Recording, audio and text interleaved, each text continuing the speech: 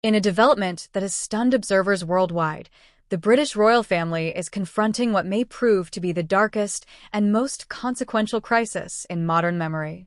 Prince Andrew, the Duke of York, and his former wife Sarah Ferguson, the Duchess of York, are reportedly on the brink of facing formal criminal investigations that could result in imprisonment for the prince and serious legal jeopardy for his ex-wife.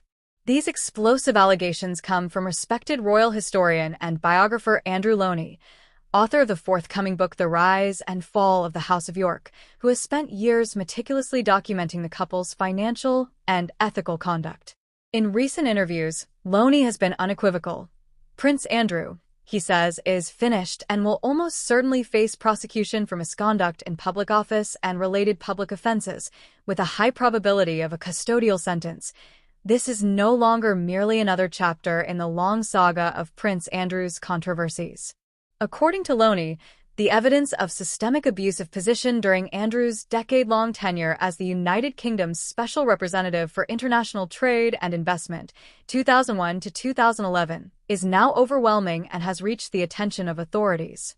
What began as whispered concerns about lavish expenses and questionable friendships has, the biographer claims, crystallized into a prosecutable case of corruption, self-enrichment, and the misuse of public funds and royal privilege. During those 10 years, Prince Andrew traveled the globe ostensibly to open doors for British companies.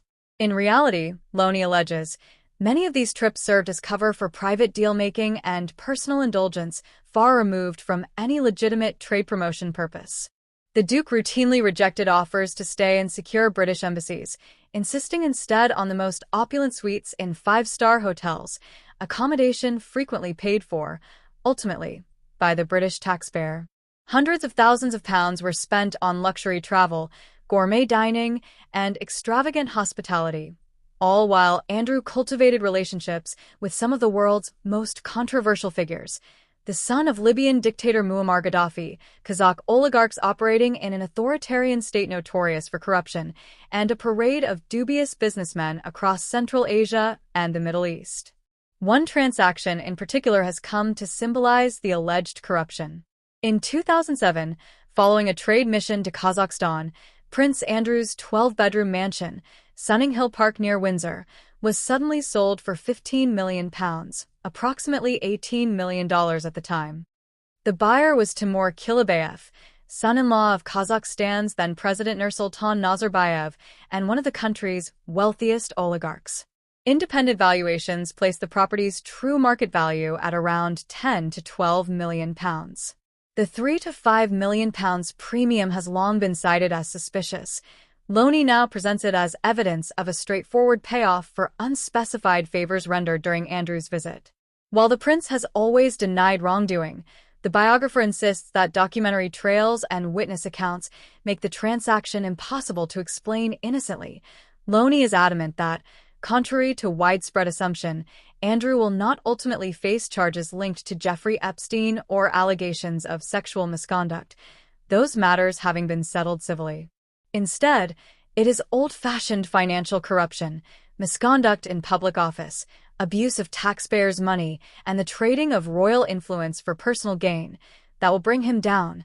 He is going to jail, Loney has stated without equivocation. The evidence is clear and voluminous. Sarah Ferguson finds herself ensnared in the same widening net, albeit on different grounds. The Duchess has spent much of the past 2 decades attempting to rehabilitate her public image through philanthropy and children's charities. Yet a series of past scandals, most notoriously the 2010 Cash for Access sting in which she was filmed offering to sell introductions to her ex-husband for £500,000, have never fully receded. Loney now alleges that some of Ferguson's charitable entities have been used as vehicles for personal enrichment, with donations and funds allegedly diverted or accounted for in ways that could attract criminal investigation.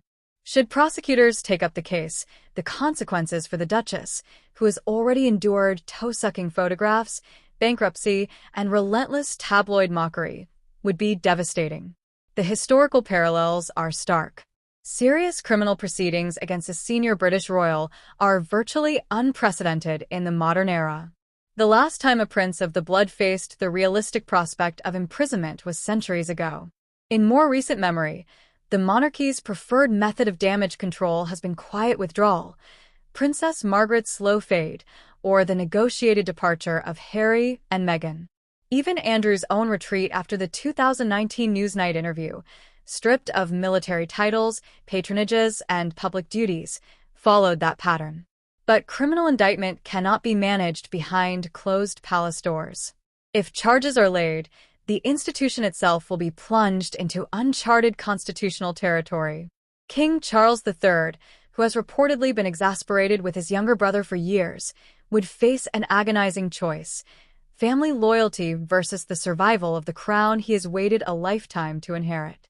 Early indications suggest the king has already chosen the institution.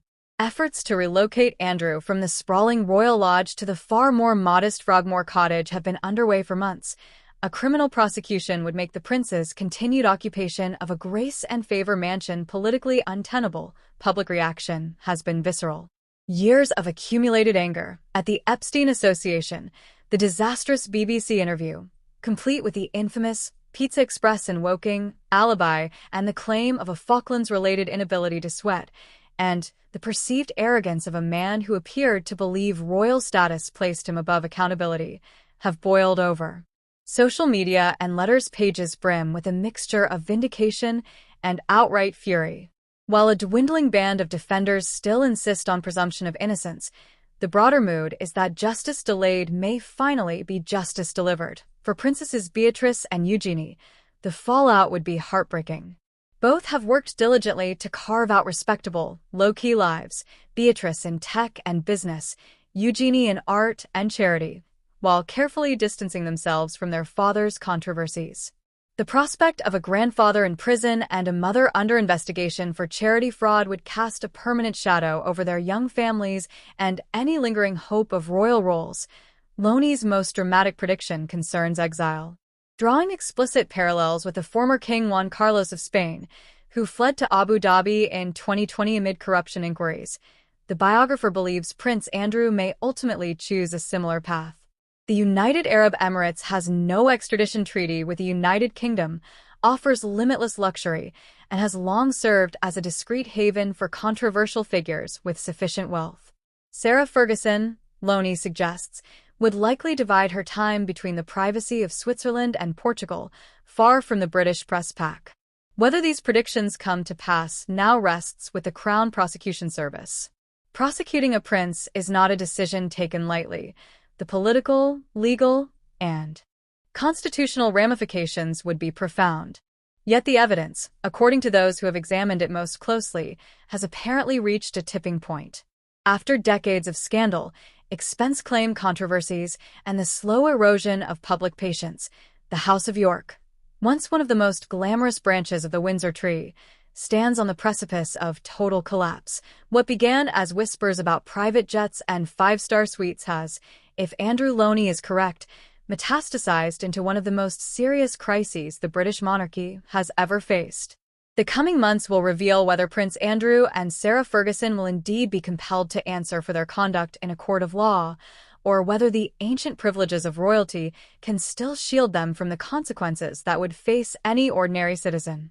Either way, the repercussions for the royal family, for the institution of the monarchy, and for Britain's sense of itself will be felt for generations.